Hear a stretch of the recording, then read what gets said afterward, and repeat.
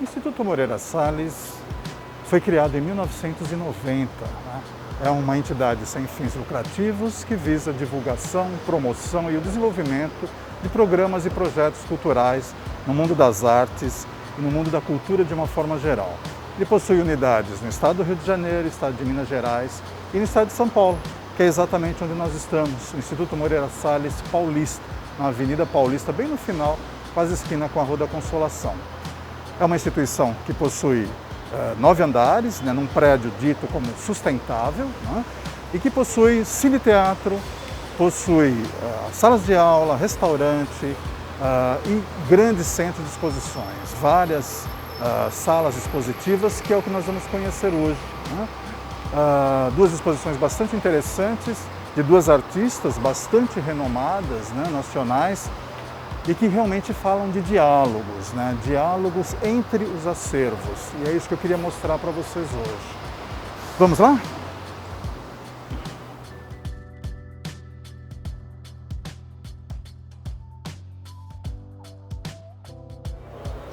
Disposto em uma estrutura de 9 andares, com pisos duplos, pé direito duplo, essa foi a grande preocupação dos arquitetos em projetar esse prédio do Instituto Moreira Salles. E, na verdade, ele acaba sendo bastante diferenciado porque ele foi construído sob os cuidados de uma construção sustentável, baseado, obviamente, nos princípios da construção técnica em relação a essa posição. E o mais interessante é que o prédio tinha uma grande preocupação, um grande desafio, que era exatamente construir, dispor de um museu em linha vertical, com uma diferença de andares tão grande. E a grande saída foi fazer do vão livre uma subida direto através de escadas rolantes para o 5º andar. E aí você chega aqui nesta praça, chamada de praça, que abriga então a recepção, a livraria e o café balaio. Então ficou uma coisa bastante característica, bem diferente. E as pessoas gostam de vir aqui até para contemplar a Avenida Paulista, aqui na praça, no 5º andar do edifício Instituto Moreira Salles.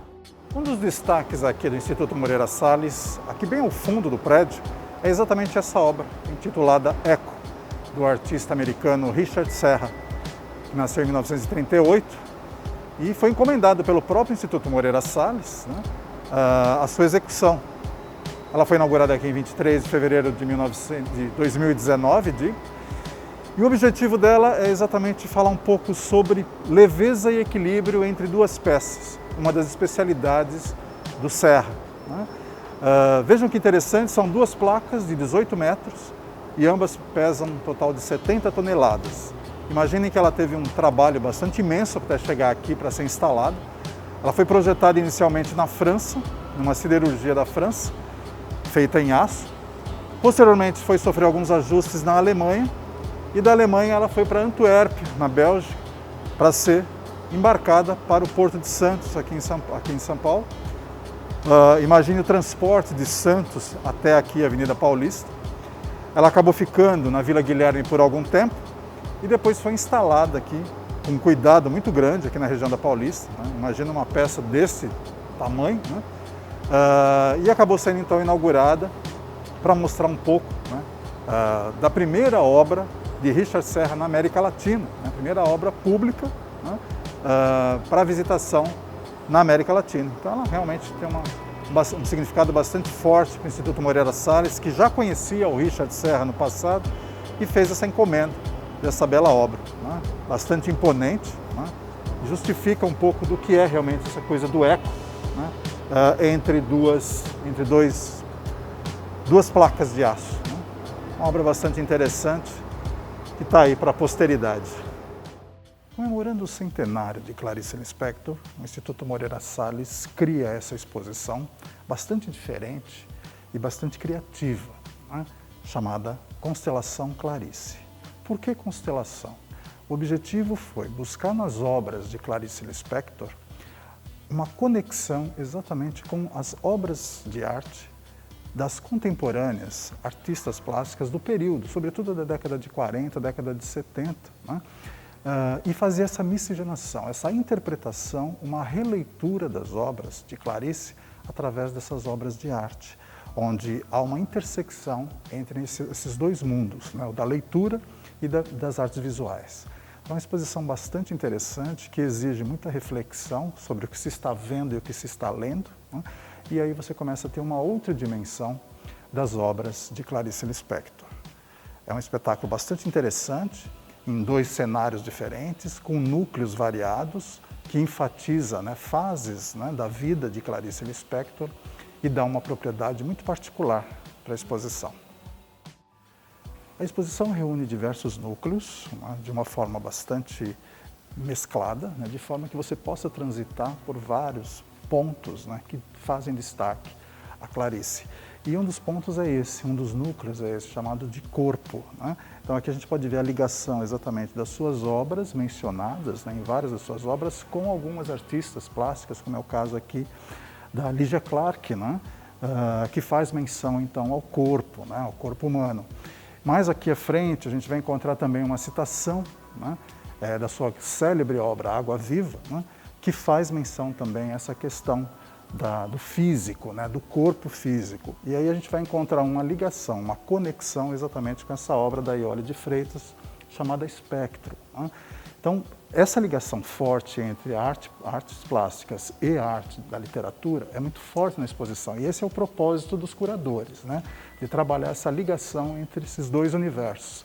Aqui também, na obra Perto do Coração Selvagem, uma das primeiras obras de Clarice, ela destaca, né? Tem um corpo e tudo que eu fizer é a continuação do meu começo.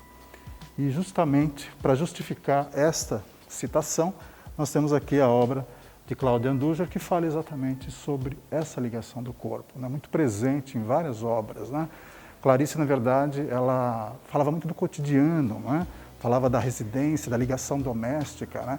E também das crises, né? Das ligações psicológicas entre as pessoas. Então, essa questão do corpo é uma coisa que marca muito nas suas obras, como a gente vai ver em outros núcleos, né? Outros assuntos, outros temas que ela abordava nas suas obras. Esse núcleo da exposição fala um pouco sobre o espaço doméstico, sobre a residência, sobre a relação com a casa, né, os personagens, né, abordados nas obras de Clarice Lispector. E aqui a gente pode perceber, nessa citação da obra A Bravata, né, se identifica exatamente com as obras, né, da artista plástica Djanira, né, nessa obra de 1950, quando ela destaca a mulher olhando pela janela, fazendo uma grande identificação da obra, né, da Clarice com a obra da Djanira, né? Então, um clássico aqui da literatura moderna.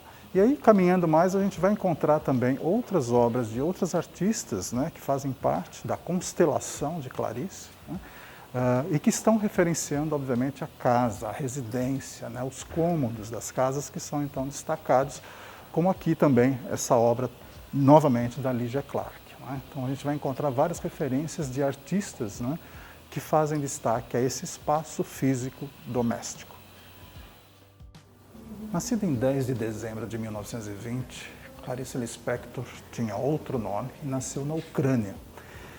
E com menos de 2 anos de idade, né, os seus pais, judeus, vieram para o Brasil em busca de uma nova oportunidade, de uma nova vida, e se instalaram exatamente em Pernambuco, né, em Recife, se dedicando, então, a uma vida completamente nova. E ela disse que nunca, na verdade, ela colocou os pés na Ucrânia, porque ela veio no colo para o Brasil, né? Então, ela dizia que ela exatamente era brasileira e pernambucana. Uma pessoa de um temperamento bastante forte, experimentou muitas experiências ao longo da sua vida, morreu jovem, né, com 57 anos, nas vésperas de completar exatamente 57 anos. E se dedicou muito, estudou direito e se dedicou muito à literatura. O que ela queria era ser jornalista, era escrever. Ela tinha paixão por escrever. Escreveu contos, obras diversas e, exatamente, ao longo da sua vida, ela teve uma projeção muito grande, né, sobre a forma como pensava para aquela época, né? Enfim, e deixou um legado bastante interessante para a literatura brasileira, né? Um marco e considerada uma das artistas contemporâneas, né, de grande renome, com obras bastante significativas para a literatura nacional e internacional. A vida é sobrenatural. Esse é o título deste núcleo da exposição. E ele faz referência, né, a uma Clarice que frequentou um congresso internacional de bruxaria na Colômbia, em determinada época da sua vida, né? E isso repercutiu de uma forma muito grande, né, na imprensa como um todo, nos críticos de arte, de que ela era uma bruxa da literatura, né? E ela acabou mencionando em suas obras algumas colocações sobre a religiosidade, sobre as crenças, né? Como a gente pode ver aqui nessa menção da sua obra A Paixão segundo GH, o divino para mim é real. Então ela fala, durante várias suas obras, né, sobre Deus, sobre suas crenças, passagens bíblicas, né, figuras, coisas terríveis, né, bruxarias de uma forma geral, e era assim que ela mencionava em várias das suas obras, né? E fazendo uma conexão exatamente com isso, nós temos aqui essa obra da Maria Martins, né, chamada Anunciação, da década de 50, começo da década de 50, né, que faz então referência a esse tema, né?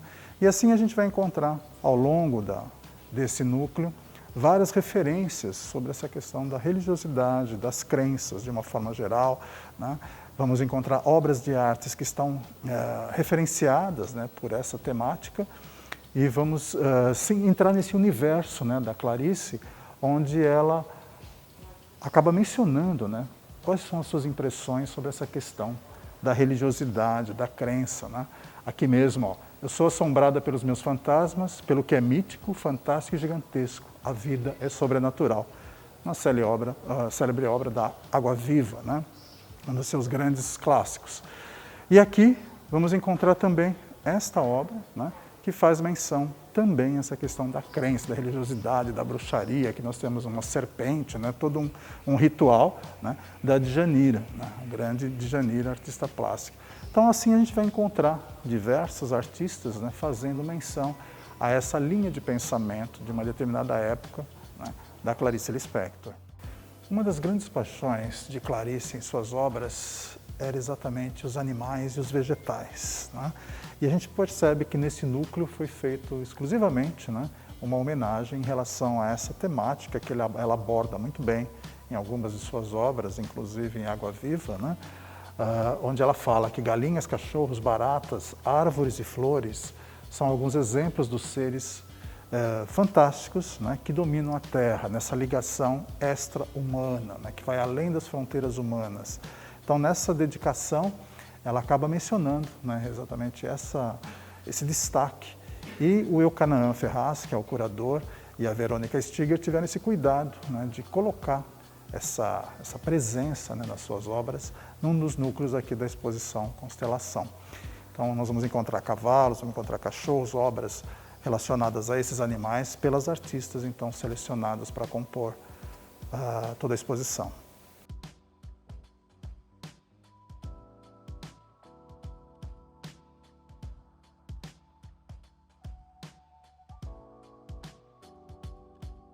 Todos conhecem a obra literária de Clarice Lispector, né, e a variedade, a diversidade de obras literárias que ela criou. Mas poucos sabem que ela também era uma artista plástica. Ela também pintava, gostava de fazer suas pinturas, embora ela dissesse que ela não era pintora. Ela pintava, mas ela não tinha nada de profissionalismo nisso. Mas a obra, né, a mostra aqui, acabou selecionando 18 das suas obras para colocar também na conexão com a sua própria literatura, né? Então a gente percebe aqui nessa citação, por exemplo, de Um Sopro de Vida, que foi a última obra, né, de Clarice, aliás inacabada, no seu leito de morte ela ainda recitava as últimas palavras para que a amiga dela, Olga Borelli, fizesse essa menção para que realmente o livro avançasse. Mas ela acabou, né, falecendo sem ter a obra terminada. Então, nesse Sopro de Vida, a gente vê exatamente essa ligação com algumas das suas obras, como essa daqui, Metamorfose, né, na sua obra, chamada, então, Caos, né, Metamorfose, sem sentido, né, algo que realmente mostrasse um pouco do que ela estava sentindo naquele momento, né, em que escrevia diversas obras. Então, Clarice era assim, ela é plural, né, ela escrevia e também pintava, embora ela não visse esse lado profissional na sua pintura. Mas a gente tem aqui alguns remanescentes que mostram exatamente, comprovam que ela era realmente uma artista plástica também. Um dos embasamentos para a organização da mostra de Carolina Maria de Jesus foi exatamente baseada neste poema escrito por ela, né, antes da sua morte, né? Onde ela fala como ela gostaria que fosse homenageada, como é que fosse a sua homenagem póstuma, né? E ela, de uma forma bastante simples, né, escreveu "Quando eu morrer". Né? E isso serviu de base para que os curadores se apoiassem, né, na organização do acervo, para que as pessoas pudessem conhecer um pouco mais quem foi Carolina Maria de Jesus.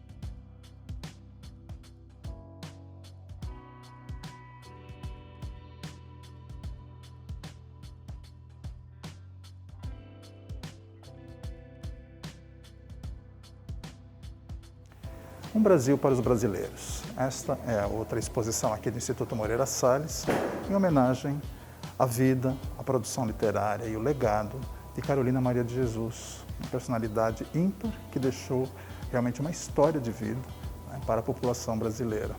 Baseado nos manuscritos deixados aqui no acervo do Instituto Moreira Salles, isso se transformou realmente numa exposição de Hélio Menezes, e Raquel Barreto, transformando aí realmente num espaço bastante interessante, onde a gente coloca, né, em contato, né, a vida, né, da Carolina em comparação com o mundo atual. Ela é mineira, nasceu em Sacramento em 1914 e acabou morrendo em 1977. Né, escreveu algumas obras, alguns livros, teve várias interpretações, acabou tendo uma projeção internacional, né, sendo traduzidas suas obras para 14 idiomas, e acabou realmente falecendo pobre, né, com falta de reconhecimento, né, financeiro, em função de uma série de problemas que ela acabou passando ao longo de sua vida. Uma grande personalidade que o Instituto Moreira Salles resolve homenagear nessa exposição. Vamos conhecer? Vamos entender um pouco da vida de Carolina Maria de Jesus? Carolina era catadora de papel, né?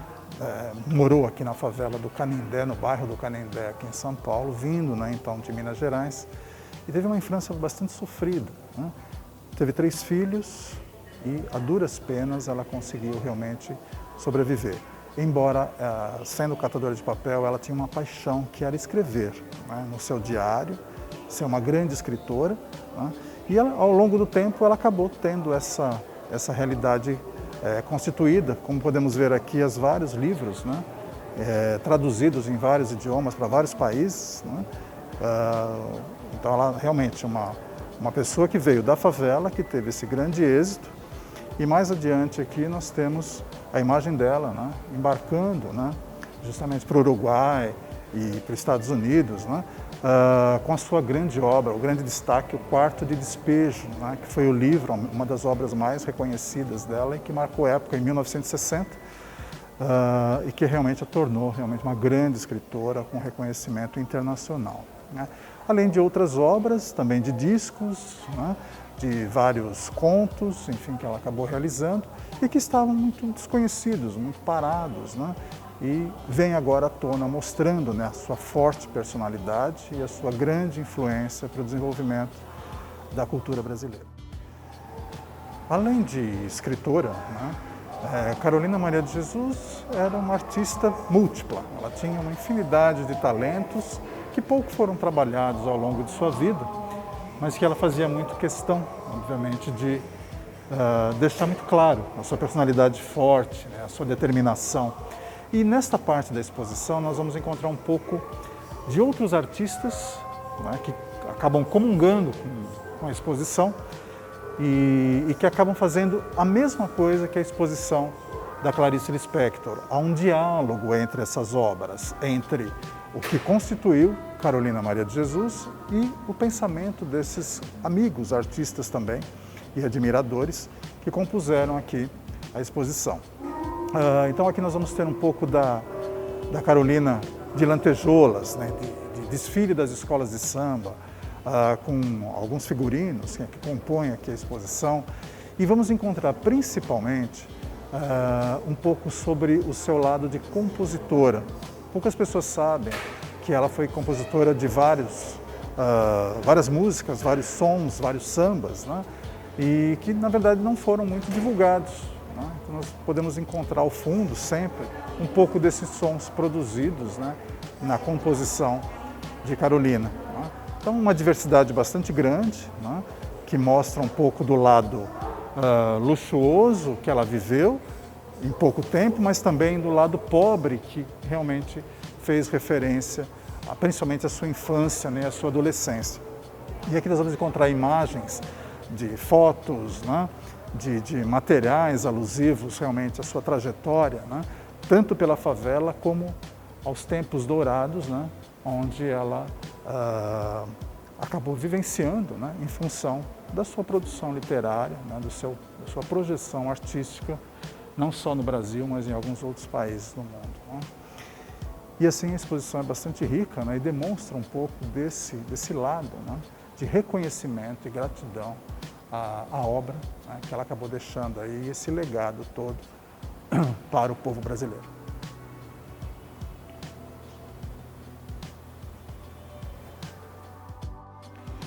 Além das salas de exposições variadas, né, que nós dispomos aqui no Instituto Moreira Salles, ela contém com a parceria com a Livraria da Travessa, né, uma livraria que possui gêneros variados, entre eles, né, o livro da Constelação Clarice, que fala então da exposição, além de obras interessantes de arquitetura, de fotografia, artes em geral e outros gêneros variados, né? Então mais uma possibilidade aí de você visitar e conquistar. E depois de percorrer as exposições do Instituto Moreira Salles, você pode finalizar sua visitação aqui no Café Balaio, degustando esse delicioso cafezinho.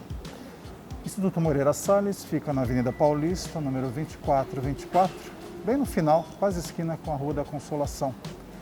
Para que você visite, é preciso que você solicite os ingressos através do site ims.com.br. O horário de funcionamento é de terça a sexta, do meio-dia às 19 horas e sábados e domingos, das 10 às 19 horas. A entrada é franca, né? Um passeio bastante interessante, uma opção cultural na cidade de São Paulo. Espero que tenham gostado e aguardo vocês no nosso próximo episódio, Momento Jornada Cultural. Até lá!